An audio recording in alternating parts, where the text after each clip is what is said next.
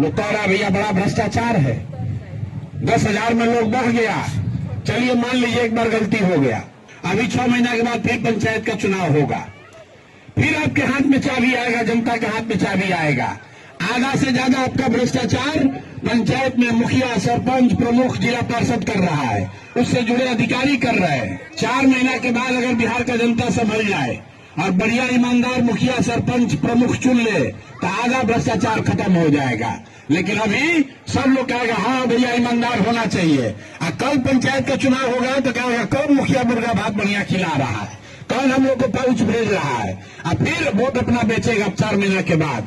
तो मेरे भाई, जन सुराज में हम 3 बरस से कह रहे हैं, 500 रुपया में, 1000 रुपया में वोट बेचिएगा तो आपका मुखिया विधायक चोर नहीं होगा तो हरिश्चंद्र नहीं हो सकता है, चोर ही होगा।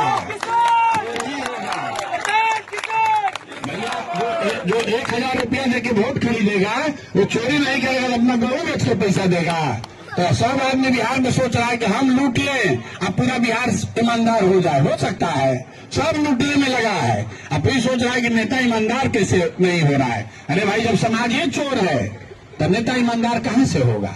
25 लाख 30 लाख जो मुखिया खर्च करेगा वो आएगा तो आपसे इंदिरा आवास में 20,000 रुपया लेवे करेगा, आपसे राशन कार्ड के लिए और आधार कार्ड के लिए 2,000 2,500 लेगा, मृत्यु और जीवन प्रमाण पत्र के लिए पैसा लगेगा, दाखिल खारिज में पैसा लगना ही है, नहीं रुक सकता है। अगले 5 साल में आप देखिएगा और भ्रष्टाचार बढ़ेगा, रुकने वाला नहीं है। रुक जाए तो हमारा गर्दन पकड़ लीजिएगा, नहीं रुक सकता है, क्योंकि लोगों ने ही चोर सरकार चुना है।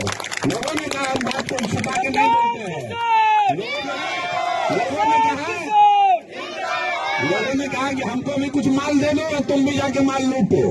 तो आप ही का ट्रेजरी का पैसा, जनता का पैसा 10-10 हजार सबको दिया और लाइसेंस ले लिया कि 5 वर्ष में लूटेंगे। तो सब लोग लुटाने के लिए तैयार रहिए, कोई नहीं बचाने आने वाला है, कोई उपाय नहीं है, क्योंकि यहाँ की जनता समझने को तैयार नहीं है। नरक का जिंदगी जी रहा है, फिर भी कहता भैया सड़क बन गया, बहुत भारी विकास हो गया। अरे भाई, 2005 में जब नीतीश कुमार मुख्यमंत्री बने तो भी देश का सबसे गरीब और पिछड़ा राज्य था बिहार, और आज भी देश का सबसे गरीब, सबसे पिछड़ा, सबसे ज्यादा अशिक्षित, सबसे ज्यादा बेरोजगार राज्य बिहार ही है। और नालंदा में आदमी कह रहे बाप रे बाप इतना विकास हो गया। तो भाई, यहाँ का आदमी को समझे नहीं है, खाने के लिए 5 किलो भात का जुगाड़ है, बस इतने चाहिए, माल जो दिया उसको वोट दे दिया और इसी दशा में जिएगा। तो हम आपको कुछ नहीं कह सकते हैं, हमारा काम समझाना है, आपको समझना नहीं है, ये भी हमको मालूम है। हमने अपनी जिम्मेवारी समझी है कि हम आपको बताएं। और इतना जरूर है कि 15 लाख से ज्यादा बिहार के लोगों ने जन सुराज का बटन दबाया है, और उनकी खातिर कम से कम हमको बिहार में बने रहना है, और वो 15 लाख लोगों का भरोसा बना रहे।